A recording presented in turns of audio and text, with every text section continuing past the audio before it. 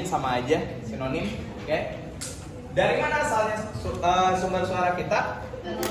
Dari pita suara yang bergetar, ya kan? Dari pita suara yang bergetar, sehingga dikatakan bahwa bunyi atau suara itu sumber awalnya dari getaran. Lalu bunyi ini bisa terdengar oleh kalian, suara saya bisa terdengar oleh kalian karena suara saya merambat. Merambatnya melalui apa? Melalui udara. Maka tak heran dikatakan bahwa bunyi itu merupakan salah satu jenis dari gelombang karena dia punya dua syarat. Pertama, dia awalnya bergetar, lalu dia merambat. Oke, bunyi ini secara pengertian itu apa? Ada pengertiannya nggak bunyi? Ya iya, sama aja kayak pengertian gelombang. Oke, pertanyaan yang lain kita ganti pertanyaannya. Bunyi itu termasuknya jenis gelombang apa? Longitudinal. Iya, bunyi itu termasuknya jenis pertama, jangan dulu ke longitudinal, dari pembagian berdasarkan mediumnya dulu. Yaitu adalah gelombang mekanik, ya, termasuk ke dalam gelombang mekanik.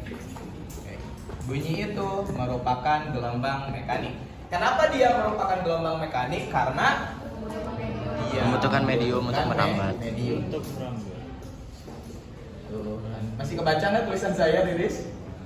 Ya. Kekecilan, Riris? Oke, maaf. Bentar, penghapus mana? Karena apa? Karena dia perlu medium.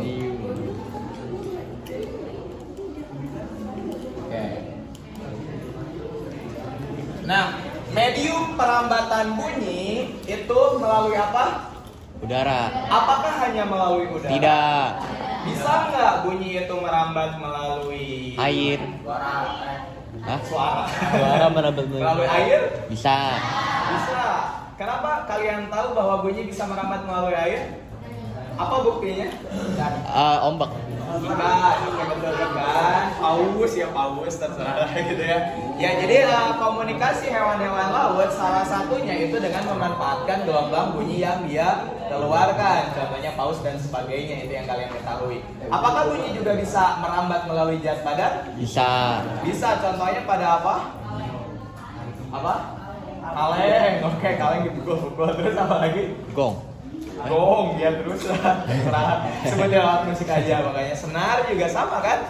Senar itu dipetik sehingga Bergetar. ya bergetar. Ya, jadi medium perambatan gelombang bunyi itu bukan cuma melalui udara, tetapi bisa aja dia melalui zat padat, ya kan ya?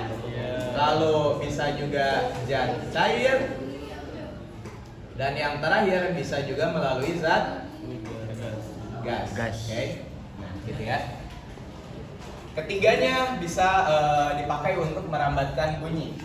Lalu selain termasuk ke dalam gelombang mekanik, bunyi juga termasuk ke dalam gelombang longitudinal. Jadi berdasarkan arah rambat sama arah getarnya, bunyi itu termasuk gelombang longitudinal. Kenapa? Kenapa termasuk ke dalam gelombang longitudinal? Karena arah. Oke, karena arah rambatnya, ya, arah rambat. Kalau dalam matematika nulis sejajar gimana? Tegak. Apa? Lurus. Gini. Coba Sejajar. kayak gini. Gimana coba? Ini mah tegak lurus. Kalau sejajar? Ya gitu. Ya anggap aja di sejajar. Ini takut disangka atau tulis aja dah. Sejajar dengan arah getar.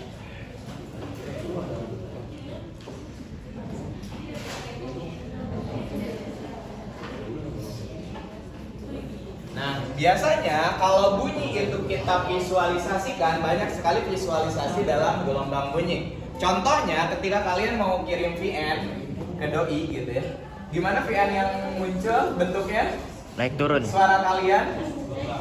Ya, Naik biasanya turun. visualisasi bunyi yang ditimbulkan atau yang ditunjukkan, divisualisasikan oleh HP kalian bentuknya kurang lebih kayak gini kan? Ya gitu. Coba jelaskan apa yang saya tulis di sini. Coba scan. Muncul gak? Besok ulangan. Nah, iya, ini minggu depan ulangan. Ya, bercanda doang. Jadi biasanya visualisasi bunyi yang kita timbulkan atau yang kita inputkan ke alat-alat elektronik bentuknya kurang lebih kayak begini, ya kan? Dimana nantinya bunyi ini terdiri atas rapatan sama renggangan. Selain itu, gelombang bunyi selain divisualisasikan dalam bentuk seperti ini, biasanya gelombang bunyi itu visualisasinya kayak gini juga. Jadi ada sumber bunyinya, di mana sumber bunyi itu mengeluarkan gelombang-gelombang suara gitu ya. Dan juga kayak gini ke samping, ya kan? Pernah ngeliat kayak Iya gini? iya iya. Ya kan ya? Speaker. Oh, Ya, spot. jadi kayak simbol dari speaker. Ya. Dimana nantinya yang disebut rapatan, kalau misalnya divisualisasikan seperti ini, rapatan itu adalah yang ada garis-garisnya, sementara renggangan itu adalah Jarak. di antara kedua rapatan. Rapatan. Itu adalah renggangan gitu ya. Bisa dipahami sampai sini? Jadi visualisasi gelombang bunyi kalau misalnya nggak seperti ini bentuknya bisa juga kayak gini, atau bisa juga muter semua gitu ya. Jadi sumbernya di tengah-tengah, kayak misalnya ada sebuah alat speaker gitu ya, speaker itu mengeluarkan gelombang bunyinya kayak lingkaran-lingkaran kalau divisualisasikan gitu ya. Atau kalau misalnya ngelihat superhero yang bisa mengeluarkan bunyi, kekuatannya apa ya? Ada nggak? Oh, ada. Aduh, siapa Ada ya? bom. yang hancur. Iya itu yang Ya itu warna pokoknya hitam yang hancur gara-gara putus ya. yang di Oke, kayak terkenal. gitu ya. Jadi kurang lebih visualisasi bunyi seperti ini. Nah, dalam gelombang bunyi ada beberapa parameter yang bisa dipelajari atau besaran-besaran yang terkait dengan gelombang bunyi. Di antaranya itu ada yang namanya, jadi parameter gelombang bunyi itu ada apa aja? Dari yang kita ketahui dulu, yang paling dasar dulu ada apa aja? Ada Amplitudo. amplitudo gitu ya. Amplitudo itu apa pengertiannya? Amplitudo adalah simpangan terjauh gitu ya, simpangan terjauh dari titik kesetimbangan gitu ya, amplitudo. Selain amplitudo ada apa lagi? Ada frekuensi. Bunyi juga mempunyai nilai frekuensi gitu ya. Ntar kita pelajari frekuensi.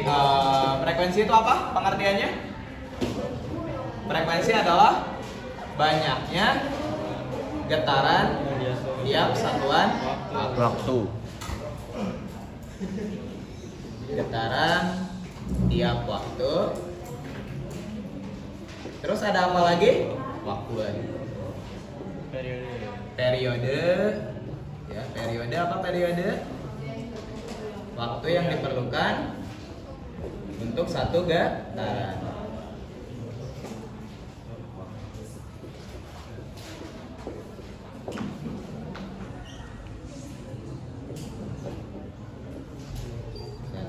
Getaran, kita sebutnya sebagai getaran aja. Terus selain periode apa lagi?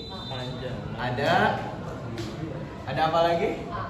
Cepat rambat. Cepat rambat. Cepat rambat udah tahu ya. Cepat rambat itu adalah Baik. seberapa cepat dia merambat. Meter per second. Atau jarak yang bisa ditempuh oleh suatu gelombang, atau dalam kata lain bunyi ini dalam waktu tertentu gitu ya. Lalu yang selanjutnya, kalau dalam bunyi ada juga nantinya yang namanya itu adalah intensitas. Gitu ya. Nah, intensitas. Jadi bunyi itu memiliki intensitas. Oke. Ini adalah parameter-parameter gelombang bunyi yang nantinya akan kita pelajari. Gimana amplitudonya gelombang bunyi, berapa frekuensinya, periodenya berapa, cepat rambatnya gimana, dan intensitasnya bagaimana gitu ya. Oke, yang selanjutnya itu adalah mengenai klasifikasi gelombang bunyi. Kita bahas dulu mengenai klasifikasi gelombang bunyi. Kalau misalnya sifat-sifat gelombang bunyi itu sebetulnya sama aja kayak sifat gelombang secara keseluruhan. Dimana bunyi itu bisa dipantulkan, terus bisa sifat gelombang ada apa aja? Kok ada 3? Kok 4? Apa aja sifat gelombang? bisa dipantulkan, terus pembiasan, terus pelenturan, terus perpaduan. Bunyi juga sama gitu ya, bisa interferensi bunyi juga ada ntar, atau pelayangan istilahnya ntar gitu ya. Pelayangan ntar dijelaskan. Klasifikasi bunyi. Nah, bunyi berdasarkan frekuensinya. Jadi ini klasifikasinya itu adalah berdasarkan frekuensi ya. Berdasarkan frekuensi.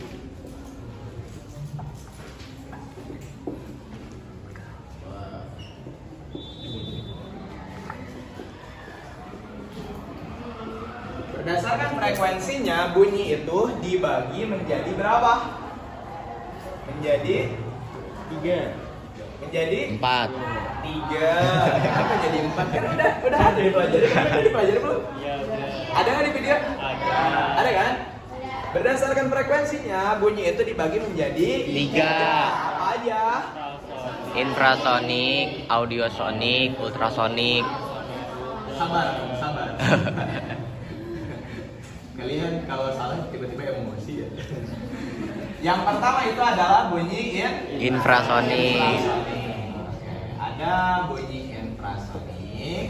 Di mana bunyi infrasonik itu yang memiliki frekuensi di bawah berapa? 20 Hz. Iya, jadi infrasonik itu frekuensinya di bawah 20 Hz. Contoh bunyi infrasonik apa? Hiu, gajah. Nah, suara gajah ya. Terus apa lagi? Hiu. Suara gajah, hiu. Terus? Udah? Ada lagi? Paus? Lumba-lumba? Enggak, lomba-lomba ultrasonik. Ya, kalian kok kayak main tebak-tebakan hewan ya? Contohnya suara gajah gitu ya, gajah melalui misalnya berkomunikasi itu melalui bunyi yang termasuk ke dalam infrasonik. Terus selain infrasonik ada juga yang namanya Audiosonik. Audi itu main lagi. Lah. Ada yang namanya Audi. Ada plus ini. Audi audio. Sonik. Apa itu audio sonik? Bunyi yang memiliki frekuensi Ya antara 20 sampai 20 ribu. 20 sampai 20 ribu.